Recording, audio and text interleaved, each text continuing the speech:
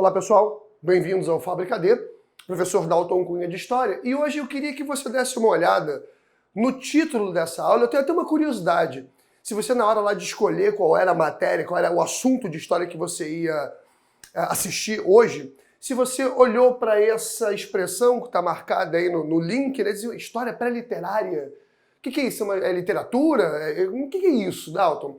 Na verdade, essa aula de hoje, essa primeira parte principalmente, vai ser muito conceitual, porque na verdade essa é a forma como a mais recente, a mais moderna historiografia trata aquilo que você e que muita gente conhece como a chamada pré-história.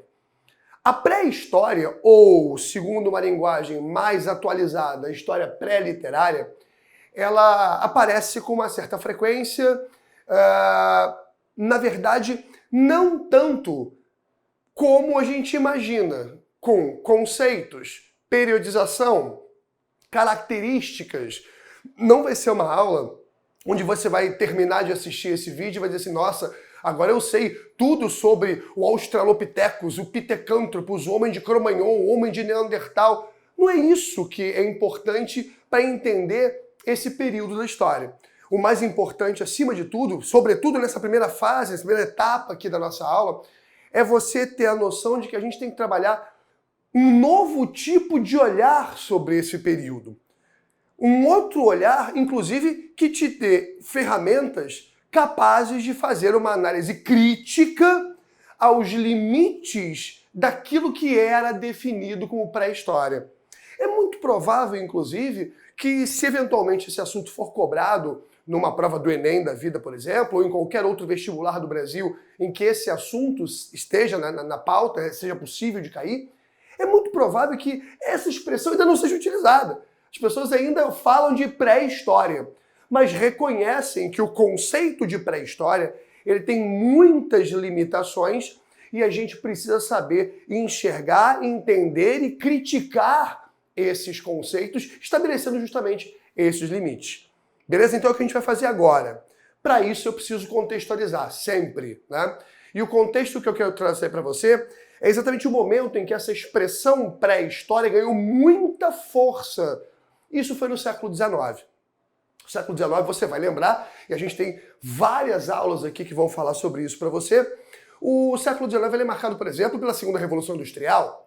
Ele é marcado pelo neocolonialismo, pelo imperialismo, por uma diferença bastante significativa no campo produtivo e econômico de algumas potências econômicas europeias.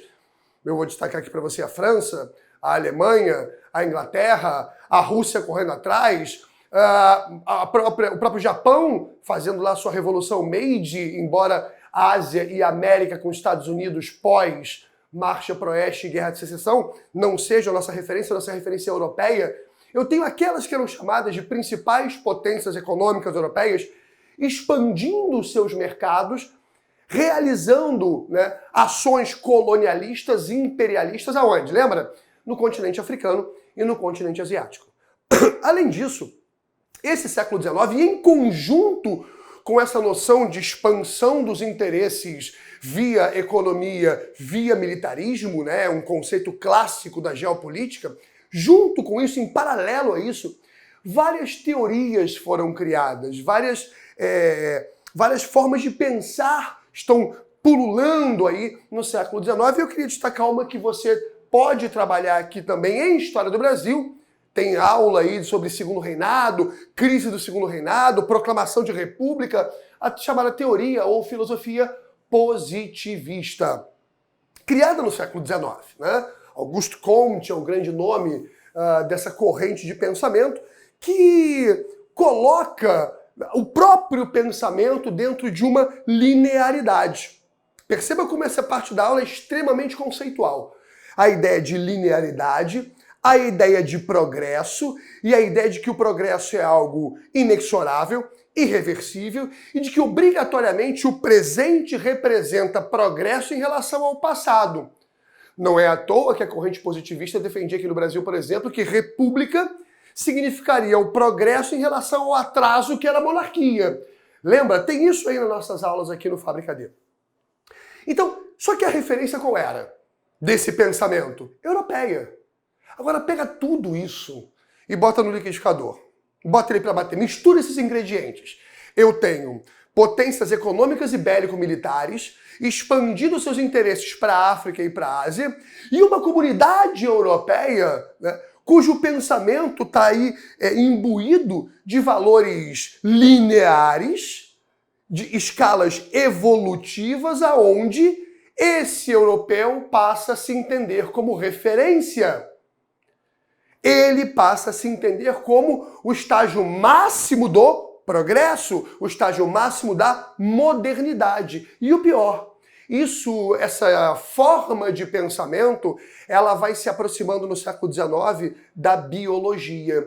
E aí eu começo a ranquear as raças. Eu começo a olhar para a África e olhar para a Ásia e, baseado nas minhas referências, entendê-los como povos atrasados, entendê-los como povos que não evoluíram, não se modernizaram, que estão à margem da história. E aí o conceito de pré-história ganha muita força, na medida em que eu, Europa, sou a civilidade, eu, Europa, sou a modernidade, e o que eu vejo aqui à minha volta está atrás de mim. Aí você está lembrando daquela teoria, não tá? A teoria do fardo do homem branco, o darwinismo social, como as teorias de Darwin foram utilizadas como mecanismo de afirmação de uma raça sobre a outra. E é exatamente nesse momento que o conceito de pré-história ganha força.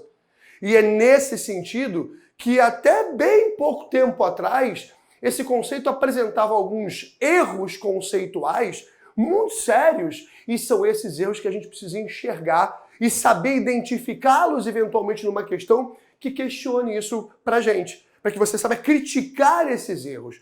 O primeiro deles é você atribuir essa divisão de pré-história e história. Responde para mim, o que há antes da história?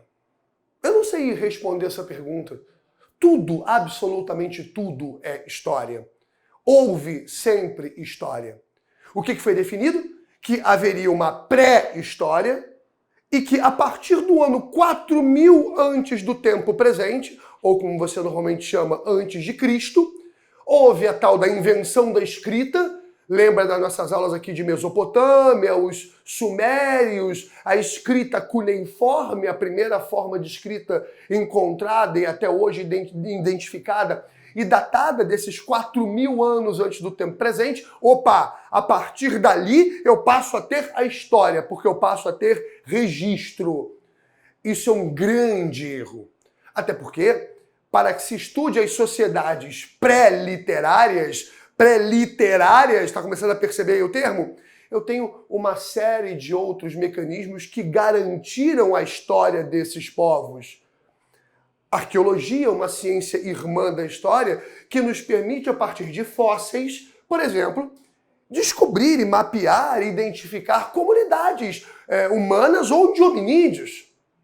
Pinturas rupestres, a própria história oral, que é um ramo científico da história que vem ganhando muita força, inclusive, dentro da comunidade acadêmica. Então, o primeiro grande erro é achar que antes da escrita não há história. Antes da escrita existe uma pré-história. Isso é um equívoco grave. Atenção para qualquer tipo de armadilha em questão de prova. Porque nesse período que vai até 4000 a.C., as comunidades humanas deixaram outros registros, deixaram outras formas de memória que nos permitem, junto inclusive com ciências irmãs da história, identificar a história desses grupos. Então, primeira coisa que desmerece, enfraquece, invalida o conceito de pré-história e fortalece o conceito de história pré-literária. E o segundo ponto, que é muito a cara do século XIX, tem relação direta com uma imagem, que é essa imagem que você está vendo aí agora. Está vendo essa imagem? Pois é, eu tenho certeza que você já viu essa imagem. E ela é a cara do que é o século XIX, e talvez por ela já ter se naturalizado nos livros, apostilas, sites da internet, você não consiga perceber o erro grave que existe nela. Repara que ela tem aí uma escala linear, portanto bem positivista, né? Que mostra que o homem veio do macaco. O que talvez você não consiga estar percebendo ao olhar para essa imagem, e isso reforça um pouco o porquê que o conceito de pré-história ganhou muita força no século XIX, é justamente o fato de que nela está implícito o racismo. Repara que à medida em que a espécie humana vai evoluindo, oriunda linearmente do macaco, ela vai embranquecendo. E aí a gente pode até abrir espaço para um outro debate. Talvez você me diga assim, mas Dalton, poxa, isso não está claro, isso não é tão visível, né? Você não está forçando a barra? Não, justamente o contrário. Eu estou aqui trazendo um conceito que vem do século XIX e que está presente até os dias de hoje e que aparece, inclusive, nesse ponto da história, né? Toda a história pré-literária, que é justamente o que está implícito. E isso que está implícito está internalizado na gente. Ganhou formas ideológicas a serviço de países, de estados, de políticas de governo. E é esse um conceito que vem, por exemplo, sendo muito trabalhado no Enem. O tal do racismo estrutural. Esse que é invisível, esse que é implícito e que está internalizado em cada um de nós.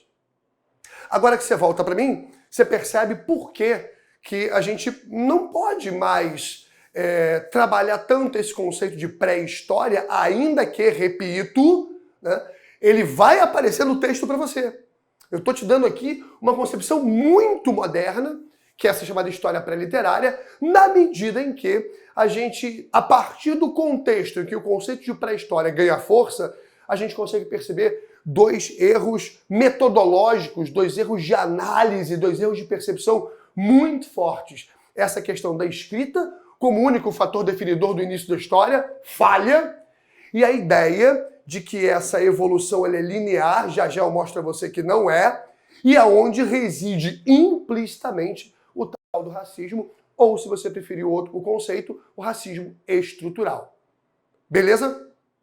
Bom, agora que a gente lembrou do conceito de pré-história e apontou seus principais problemas, vamos para a conceituação moderna, que não tem a ver com aquela questão ideológica, né, de você perversamente pegar a biologia e colocá-la a serviço de um determinado projeto, que era o projeto imperialista, que era o de ranquear as raças, entendendo-as como inferiores, e aí colocar tudo numa escala linear positivista. O conceito, né, de sociedades pré-literárias, né, está ligado a uma evolução biológica. E aí a gente tem que entender o que é a tal da teoria evolucionista. E eu digo entender aqui não no campo biológico, você tem aula de biologia aqui mesmo no Fábrica D para isso. É entendê-la dentro de uma questão ligada às ciências humanas. Claro que a gente vai ter alguns papos aqui que tem a ver com biologia, óbvio, mas eu preciso aplicá-la não de forma ideológica, né, a serviço de um determinado projeto político-econômico, mas como forma de compreender de maneira mais científica, né, como é que as coisas, como é que houve esse desenvolvimento dos hominídeos para as comunidades humanas. Nesse sentido, a gente tem algumas observações a fazer. Primeiro, não vai caber aqui, óbvio, o debate, ou às vezes o embate, entre a teoria evolucionista e a teoria criacionista. História é uma ciência. É uma ciência que apresenta métodos de análise do objeto que é forte, né? Dos vários objetos com os quais a história trabalha. O homem, a sociedade, a economia, a religião, a política, a cultura, enfim. A história é uma ciência, ela não é baseada em achismos. E como toda ciência, tem métodos. E esses métodos eles precisam estar respaldados. A teoria criacionista é uma teoria religiosa. Então ela não entra no nosso debate aqui. E eu pego esse primeiro ponto para trazer para um segundo. Ah, Dalton, mas é só uma teoria. Não é por aí, né? Não é uma opinião. O Darwin, quando lançou a teoria lá no século, mesmo no século XIX, né, ele, claro, provoca uma mexida ali no meio acadêmico e no meio religioso, mas hoje, pessoal, a teoria evolucionista tem centenas de milhares de comprovações, tanto é que ela é reconhecida pela comunidade acadêmica, né? Nós já temos provas, dados, né? Mecanismos que reforçam as ideias que surgiram no século XIX. Então, quando eu vejo alguém dizer assim, é só uma teoria, não, mas isso aí é uma opinião. Não, não é uma opinião. Isso aqui hoje é uma linha científica de pensamento, muito trabalhada na biologia, e que, claro, ajuda muito a gente aqui na área das ciências humanas, ok? Dito isso, a gente tem que entender que as comunidades humanas passaram por uma evolução biológica. E o que eu quero dizer com a evolução biológica, para a coisa não ficar tão solta, e até para te dar mecanismos, de repente, de expressões, de termos, de palavras que podem aparecer em opções de múltipla escolha. Eu falo de uma evolução morfológica na forma, uma evolução anatômica. E é claro, mais uma vez insisto, não vamos entrar aqui no debate daquela coisa de alterações, mutações, que conseguem fazer com que esses seres se adaptem ao meio e permanecem. Algumas mutações não se adequaram ao meio e foram extintas. E com elas, algumas espécies também foram extintas. Qual é o exemplo maior que eu posso te dar? Separei aqui para você o polegar opositor, que permite a função de garra, né? Você pinçar. Fica aqui até uma dica muito interessante, isso tem no YouTube, tá? Veja um documentário chamado Ilha das Rosas. Ilha das Rosas. É muito legal. Falei de polegar opositor aqui agora e lembrei dele. Isso aqui permite, né, essa função de pinça, essa pegada, por exemplo, que eu pegue duas pedras e comece a lascá-las. Transforme isso em instrumentos. Não viva mais uma vida... Olha o conceito. Não viva mais uma vida natural e sim uma vida artificial. Eu não vivo mais só em função do que a natureza me dá. Eu começo a interferir na natureza. Você que está achando que vida artificial é só robô, ou então você é lá preso por aparelhos, não. O conceito de vida artificial é justamente dentro da ideia de evolução dos hominídeos, evolução da espécie que resultou no Homo sapiens, ou no caso hoje o Homo sapiens sapiens, a partir da interferência na natureza por transformações anatômicas, morfológicas, o próprio telencéfalo, o lóbulo frontal, e a gente vai falar sobre ele mais à frente. Então, eu tenho uma série de transformações nessa espécie. E isso permitiu que, a partir da interferência maior na natureza, houvesse também uma evolução o quê? Cultural. O homem passa a produzir, a originar certas coisas. Outro conceito, antropogenismo. Antropos, homem, genos, origem. O homem passa a criar, ele origina certas coisas. E mais do que produzir cultura, ele transmite essas informações para gerações subsequentes.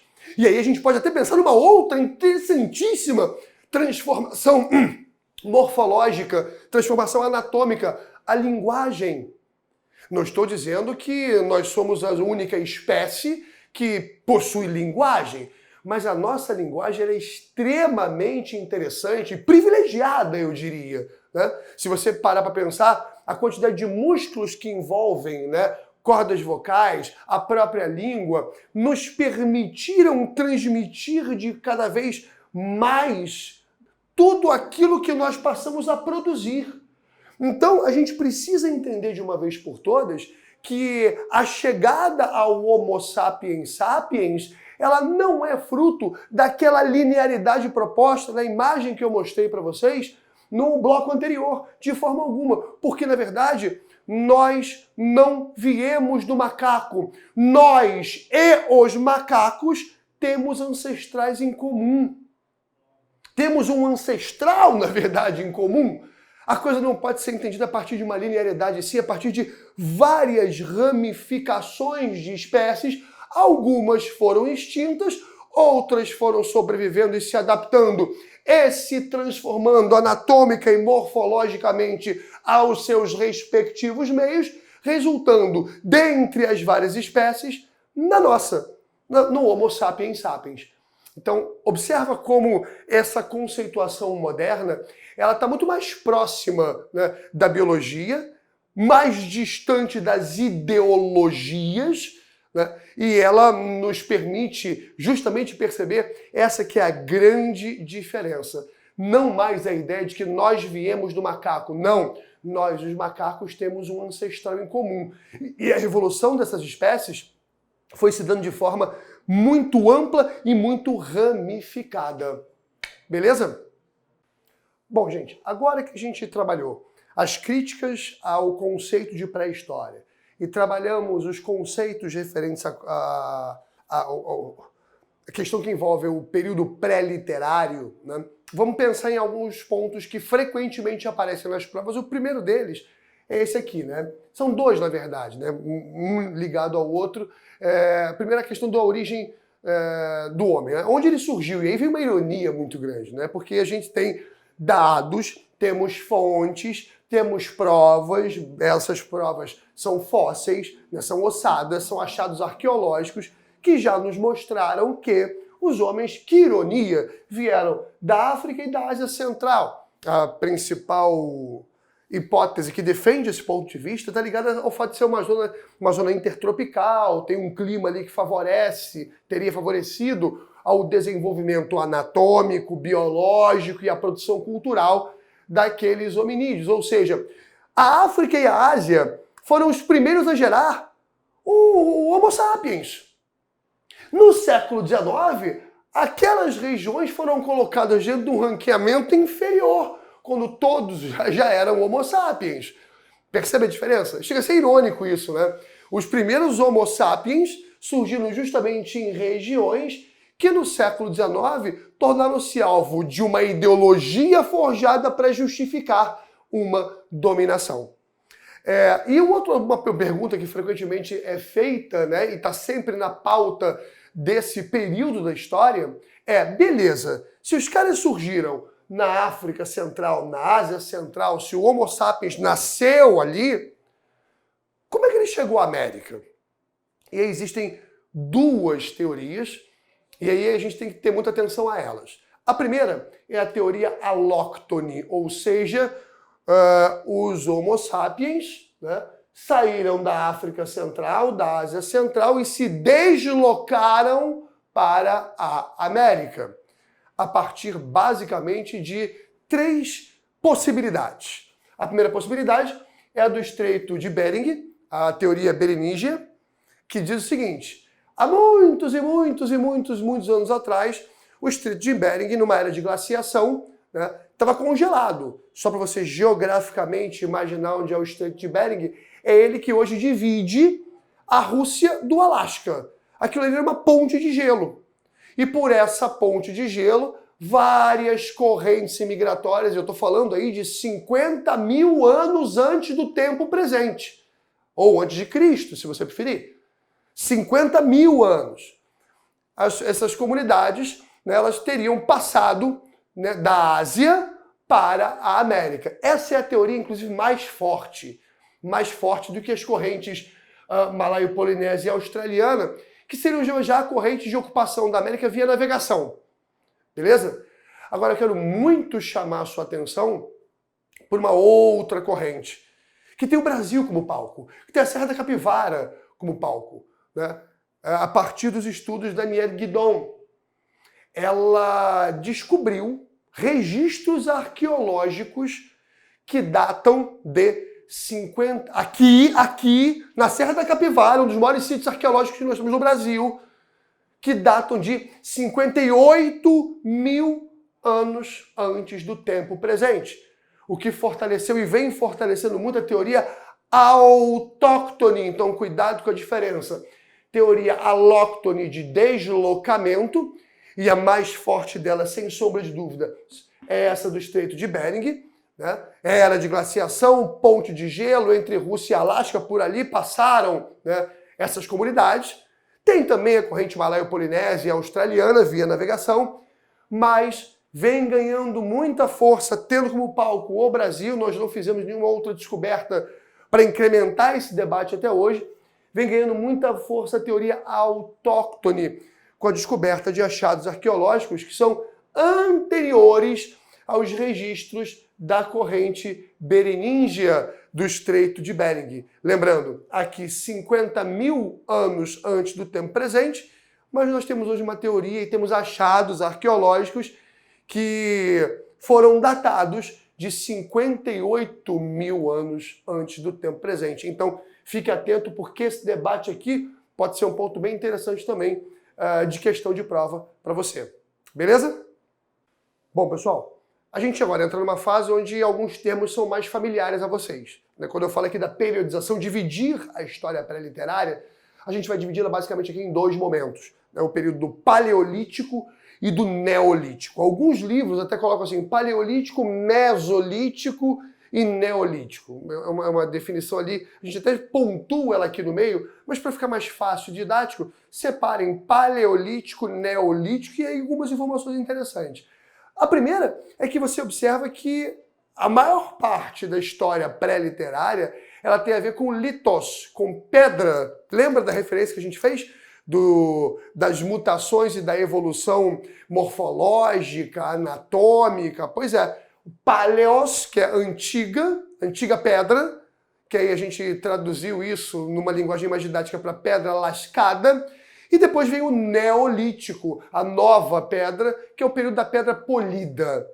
Essa é a primeira informação interessante, né? Essa referência da produção cultural, né? Da interferência do homem na natureza. E a segunda informação está ligada justamente ao corte cronológico que é dado a esse período. Repara, de 2,5 milhões de anos antes do tempo presente até 18 mil antes do tempo presente ou antes de Cristo. E que informação interessante é essa, por mais que ela possa parecer inusitada? 95% da história dos grupos humanos está aqui. Não está na Grécia, não está em Roma, não está na Mesopotâmia, não está no Egito, não está nos hebreus, não está entre os persas, não está na Idade Média, não está na Idade Moderna.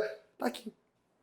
95% da história, da nossa história, das comunidades humanas. E aqui eu separei o quadro para dividi-lo aqui em dois momentos, e aí alguns livros chamam de Paleolítico Inferior e Paleolítico Superior. Aqui, essas características, elas aparecem mais ou menos até 50 mil antes do tempo presente. 50 mil até mais ou menos 18 mil antes do tempo presente. São essas aqui, também de período chamado de Paleolítico Superior. E alguns chegam a chamar algumas questões aqui, vou destacar já aqui a questão do fogo, como Mesolítico. Vamos devagarinho. Primeira coisa é o momento de surgimento do Homo sapiens. Né? É o último passo de uma espécie, a nossa, que tem com outras espécies o macaco como ancestral comum. Além do macaco, nós temos um ancestral comum com eles. Não viemos dele, lembra? Muito bem. Era uma economia coletora, também chamada de economia natural. Né? Coleta, pesca, caça, ou seja, não há ainda uma interferência na natureza. A sobrevivência é condicionada àquilo que a natureza oferece. E por isso, se não há agricultura, por exemplo, que é um papo lá para o Neolítico, a gente tem grupos marcados pelo nomadismo, pela itinerância, e, portanto, são grupos pequenos. Porque eu não posso ter grupos grandes, que isso torna o meu deslocamento mais complexo, menos ágil. Isso comprometeria a própria perpetuação, eu acho que é uma palavra muito forte, mas a sobrevivência dessas espécies à época, dessa nossa ancestralidade à época.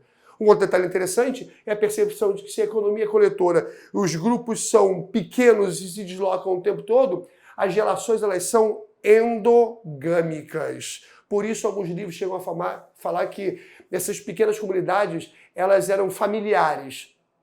Acho um termo um pouco complexo, mas não vamos entrar nesse mérito da questão. Você pode encontrar em livros assim, eram organizados em clãs, eram organizados em comunidades gentílicas ou eram relações familiares. Eu acho que familiar meio esquisito, mas de qualquer maneira as relações eram endogâmicas entre eles. A reprodução acontecia entre eles. Beleza?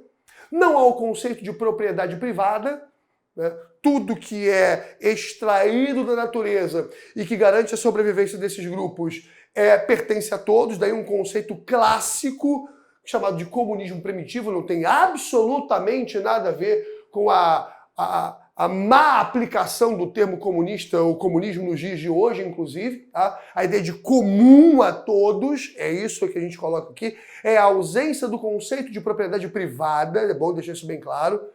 E um outro detalhe interessante, a divisão do trabalho ela é natural.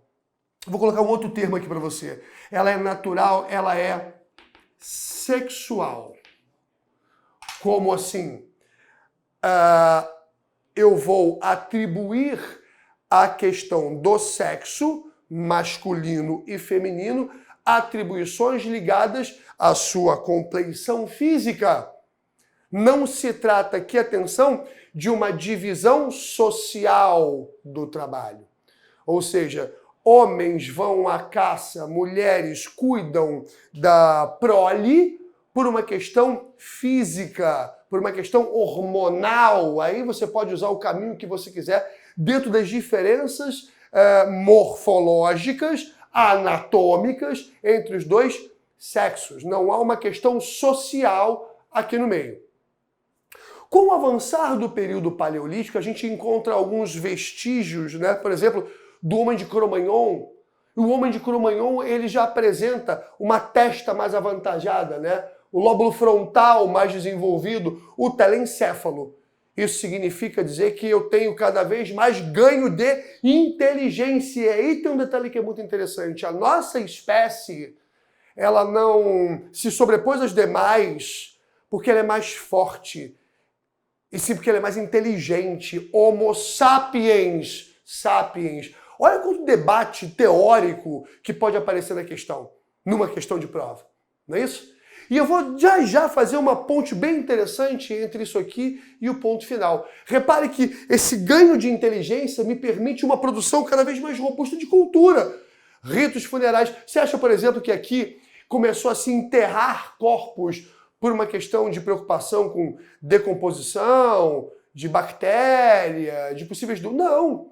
Eu já começo a olhar para o mundo e já tentar entender fenômenos da natureza. E aí eu tenho já ritos funerários, quando eu falo roupa aqui, gente, falando de peles, de animais, né? Adornos.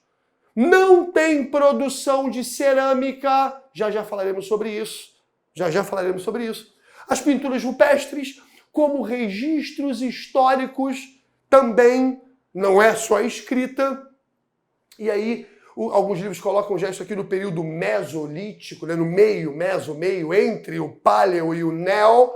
A gente está colocando aqui no finalzinho do período paleolítico. A domesticação, a fabricação, né? O homem agora fabrica o fogo, ele produz o fogo. Claro que ele já conhecia, mas ele não produzia. Ele agora passa a produzir o fogo. E aí tem algumas coisas muito interessantes nisso aí, né? Porque quando você olha para esse homem nesse estágio da evolução, voltando e insistindo na ideia de que a evolução não significa dizer que ele vai ficando cada vez mais forte, né? Ao contrário. Ele tem um gasto maior de energia em função do desenvolvimento da inteligência, que vai fazendo ele gastar energia. Quanto mais ele vai produzindo, quanto mais ele vai pensando, quanto mais ele vai observando, quanto mais ele vai criando ideias, ele vai consumindo energia. Por isso é que alguns arqueólogos e alguns historiadores defendem que a produção do fogo ela foi até mais importante, ou tão importante quanto, a questão da agricultura. Porque com o fogo eu agora passo a cozinhar, a cozer, né, a carne, facilitando a sua deglutição, aumentando a minha carga proteica, melhorando a qualidade da minha alimentação, possibilitando o desenvolvimento ainda maior do meu lóbulo frontal, do meu telencéfalo. O fogo foi a produção do fogo, a domesticação do fogo, garantiu um bom salto na perpetuação da espécie, na medida em que ele resultou num ganho proteico. É muito comum a gente ver nos livros falar de proteção contra o frio, de proteção contra inimigos. Não estou descartando nada disso. Essas pequenas comunidades, próximas agora ao fogo, elas podem habitar cavernas com mais conforto. Essa palavra aparece muito em alguns livros, né?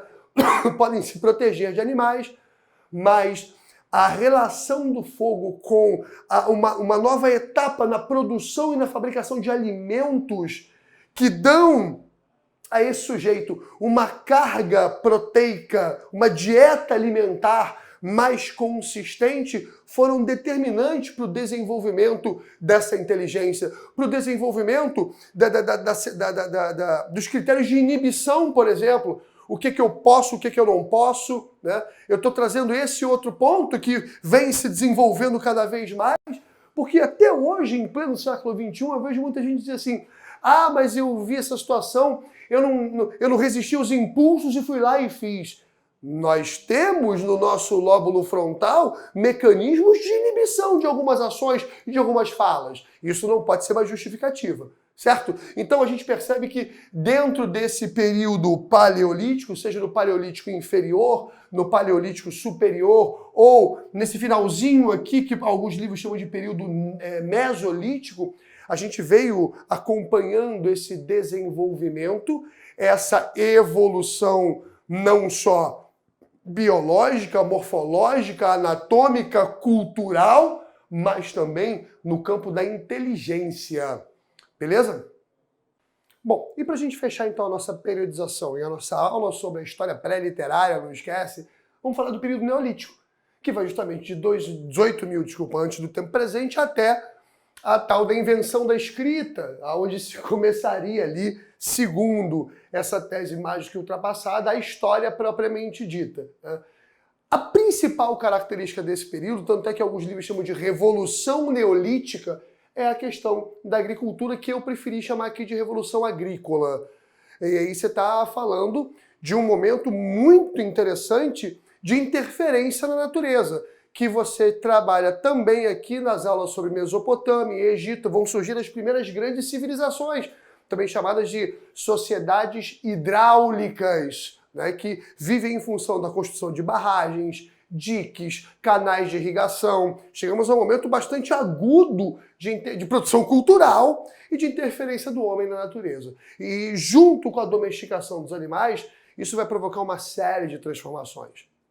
Primeira, já sinalizando aí para as aulas que você tem também aqui ao seu dispor no Fábrica D, o processo de sedentarização, as primeiras civilizações, né, que estão sempre próximas a rios, por isso a gente fala muito da Mesopotâmia, as comunidades que começaram a ficar ali do lado dos rios Tigre e Eufrates, e no Egito, rio Nilo, evidentemente. Há um processo de sedentarização, esses grupos vão se tornando cada vez maiores, e aqui no período neolítico é que você encontra a produção de cerâmica. E ela está diretamente ligada à questão agrícola. Por quê? Porque a agricultura gera excedente, então a gente está falando aqui de um processo de armazenamento.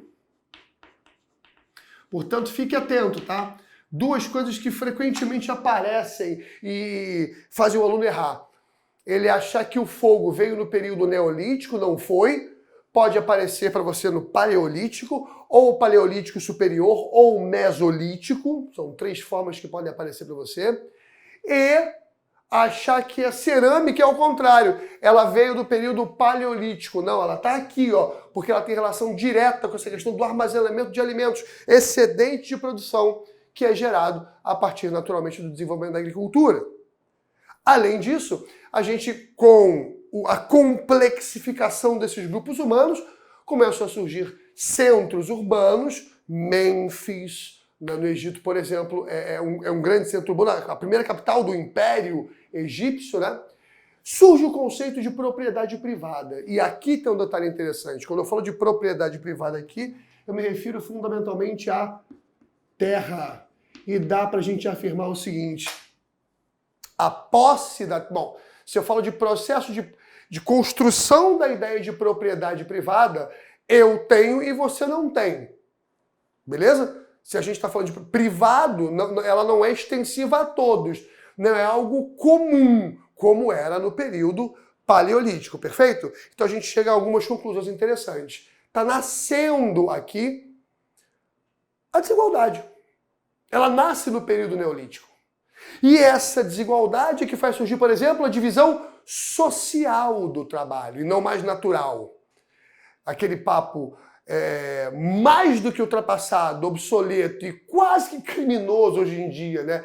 Bem machistinha, lugar de mulher na cozinha, isso é uma construção social, machista, obsoleta, ultrapassada, né? E isso começa a surgir a partir desse momento, graças justamente à apropriação de um determinado meio de produção, o mais importante na época, a terra.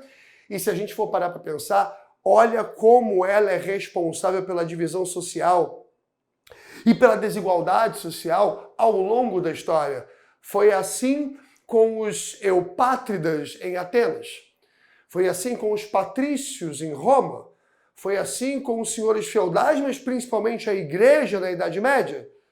É assim hoje com os grandes proprietários de terra do nosso agronegócio. Então você repara como a questão da terra datada, né, como mecanismo de diferenciação social na história pré-literária pode abrir espaço para um outro tipo de assunto a ser trabalhado numa prova como a do Enem. E a partir também desse processo de complexificação da sociedade, a gente vai ter agora uma variabilidade genética maior, mais rica e que também de alguma forma contribuiu para a evolução e a adaptação da nossa espécie aos diferentes meios ao longo da própria história, porque agora não lidamos mais com relações endogâmicas, agora também realizamos relações o quê? Exogâmicas, o que vai garantir essa variabilidade genética que nos permite ser hoje a espécie no topo da escala taxonômica evolutiva, aí você pode dar o nome que você quiser dar.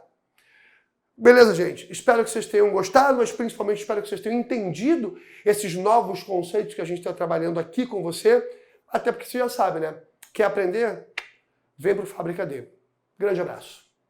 A Fábrica D é a sua mais nova opção de cursos de alta performance. Estude conosco para SpaceX, AFA ou até mesmo IME e UITA. Se você não tem base, não tem problema. Nós vamos do básico ao avançado, sempre pensando em você. Quer aprender? Vem para o Fábrica D.